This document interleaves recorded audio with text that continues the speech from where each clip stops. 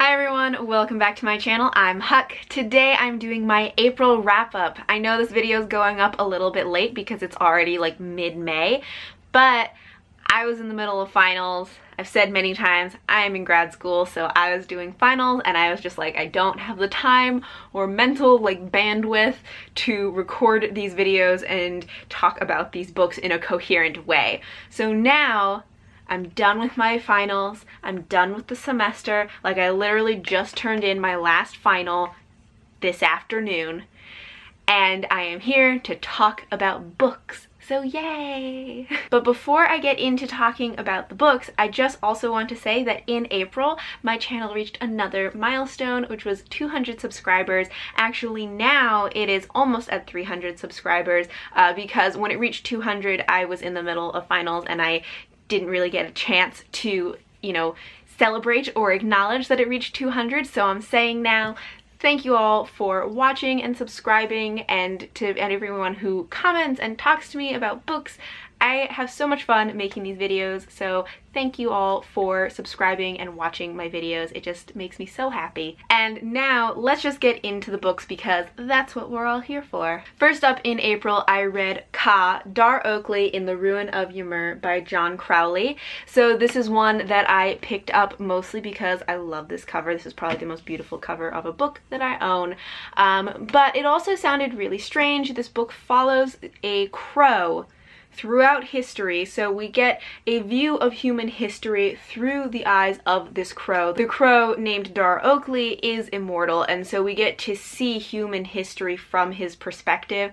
It was an interesting perspective to see because you get this outside look at humanity. I didn't love this book. I found the writing to be very difficult to get through. Not that it was poorly written, but it was fairly dense, and it would take me a really long time just to read like a little bit of this book. Also, because it's from the perspective of a crow, it took a lot of interpretation to read the book. Because the crow doesn't necessarily know human words for all of the things that he interacts with, he'll kind of describe things for a long period of time, and then usually I could figure out what he was talking about. But there was one time that it took me 3 chapters to realize that this tiny cup that he kept talking about was a thimble. And things like that, it made it kind of interesting to kind of try and figure out what he was saying, but it also definitely made it a little bit more difficult. I also liked that this story had references to mythology. There was one reference I especially liked that was to the story of Gilgamesh. It was a real subtle reference, but I got it and I was so proud of myself. I was really excited. And there were some references that I don't think that I caught. I could see, I was like, I think that's referring to something, but I don't know what that story is. So it even had things that I didn't pick up on, but I really enjoyed that aspect of it. I think that this book had a really interesting idea and an interesting concept. It had a lot of themes about life and death and the afterlife and what makes people human versus animal. I thought that those were really interesting ideas.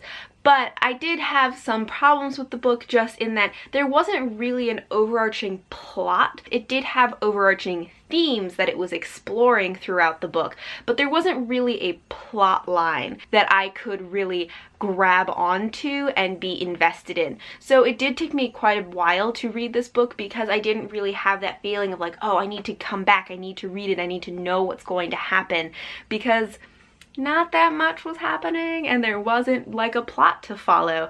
I also found I wasn't really connected to any of the characters or that invested in any of the characters. And I mean, the main character is a crow, but I've definitely read books where there were animal characters or animal main characters and I was super invested in them. So I didn't feel very connected to the characters or to the plot. So in that way, I kind of had a hard time with the book. I also would put trigger warnings on this for suicide and attempted suicide. Overall, this book wasn't really my favorite. It was kind of disappointing. I'm probably gonna keep it just because I like the cover so much because it's just so pretty. But I gave it a 2.5 out of 5 stars. Next up, I wanted something that would really just suck me into the story because I'd had some difficulty with Ka, and so I picked up A Darker Shade of Magic by V.E. Schwab. This is only my second book by V.E. Schwab that I've ever read. I read Vicious earlier this year and loved it, so now I want to read all her books. And this is a series that is very popular, very well known. You've probably all heard of it, but if you don't know what it's about, it takes place in London. There are actually 4 parallel worlds, parallel Londons. There's Red London that has lots of magic, Grey London that has no magic, White London that is being drained of its magic, and Black London which has already been destroyed by magic. You used to be able to travel between all of these Londons, but now the doors have been closed between them to protect them from Black London. The only ones who can travel between them are the Antari, who are people that can use blood magic, because blood magic is the only kind of magic that travels between worlds without doors. This is a dual perspective story. One of our main characters is Kel, who is one of the last 2 Antari, so he is able to travel between the worlds. He lives in Red London and serves the royal family there as a messenger, bringing messages back and forth between the different worlds. He is also a smuggler on the side, which he is not supposed to do because nothing is supposed to pass between these worlds except for these letters that he carries. But he smuggles trinkets and oddities and things back and forth between the worlds. Eventually, this smuggling gets him into trouble and he gets in over his head, and that's really what starts off the entire plot of the story, where he accidentally smuggles something that he shouldn't. As Kel is trying to fix what he has done, he runs into Delilah Bard. Delilah Bard lives in Grey London where there is no magic, and she is a thief who is an aspiring pirate. She is trying to steal enough things so that she can eventually buy her own ship and be a pirate. She gets swept up into Kel's story, and the two of them go on this adventure through the world to right the wrongs that have come from Kel's smuggling. I really enjoyed this book. It definitely sucked me in. I got super into it. I read this in 2 days, which is very fast for me. It's not like a super long book, but it's like 400 pages, which is pretty solid. And so for 2 days, that's a lot for me. I know that this book is kind of hit or miss for people. It's a very popular series, but there are some people who really hate Delilah Bard and some people who really love her. Personally, I had like no particular feeling about her.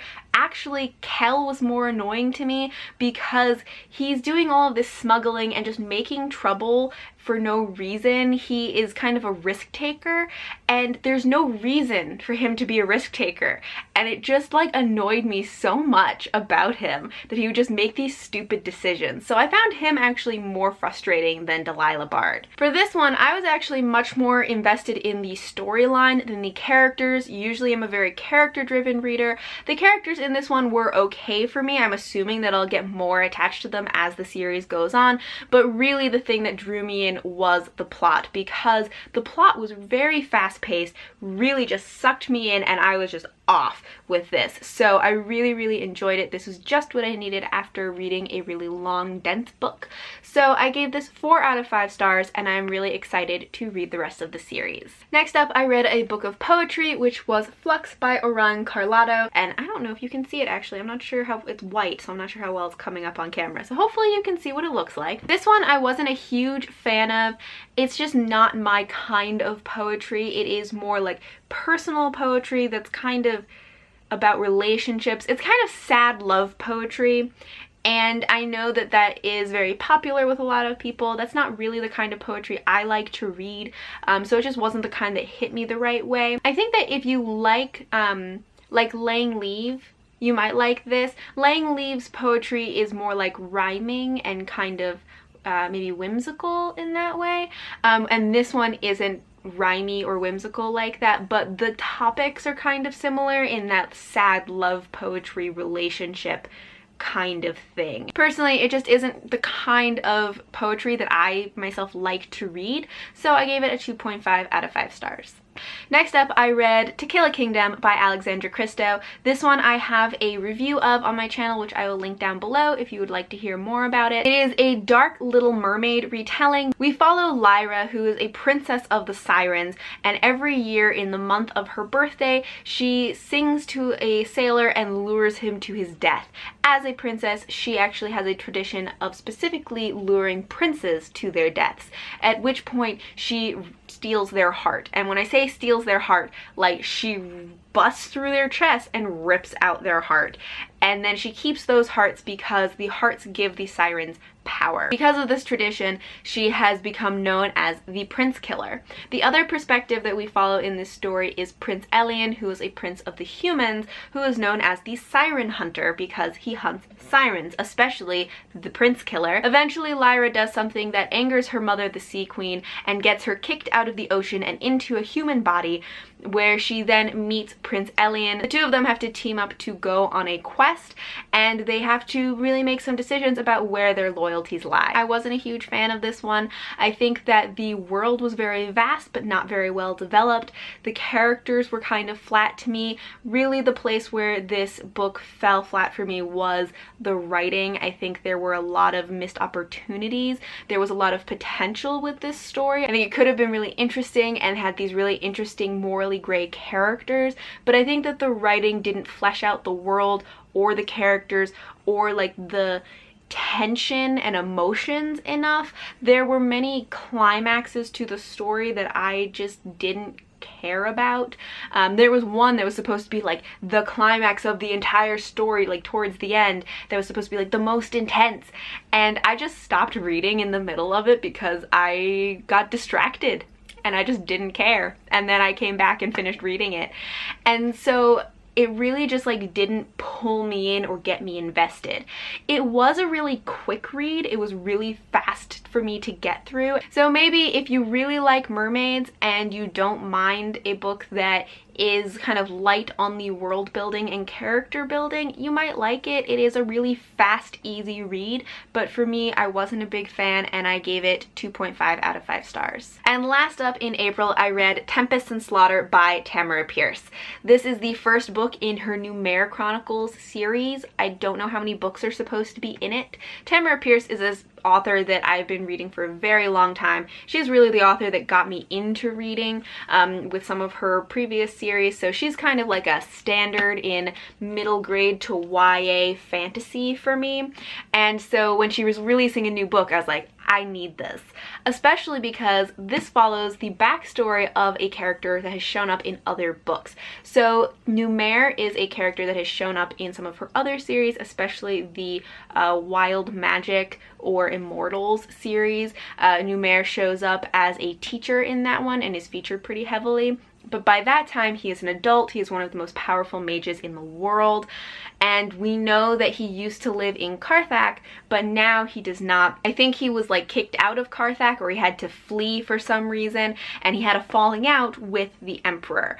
This is his backstory of Numair when he was a child, when his name was Aram, and his time at the university in Carthag, how he became friends with the Emperor at the time when they were both children. But I'm assuming that in the future books we will find out how he had a falling out with his friend and why he had to flee Carthag. I loved reading this book. I was instantly drawn into it. Reading Tamara Pierce's writing and her world and being back in this world is like, it's like an old friend. It's very comforting and I just loved it. I also always loved Numair as a character, so I love seeing him as a child and kind of getting to know more about him and getting those like glimpses of what he's going to be like as an adult, but like seeing just like the glimmer of it in him as a child. I think that if you liked The Name of the Wind, you may like this one. It's very different in a lot of ways, but if you like the aspect of The Name of the Wind that where he is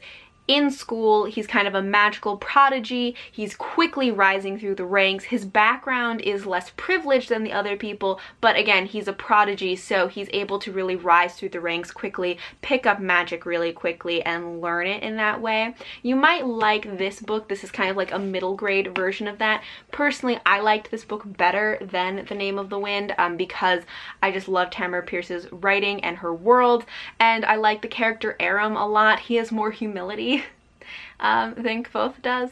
But if you like those aspects of the magic school and just like the magical prodigy and rising through the ranks and like all of the different magical teachers and things like that, you may like this as kind of a middle grade version of that. Overall, I really enjoyed this and I'm really looking forward to seeing the rest of the series and finding out even more about Numair, and I gave this 4 out of 5 stars. So that is all for my April wrap-up. If you've read any of these books, please let me know in the comments down below. I'd love to hear what you thought of them. Thank you all for watching, and until next time, bye! Bye!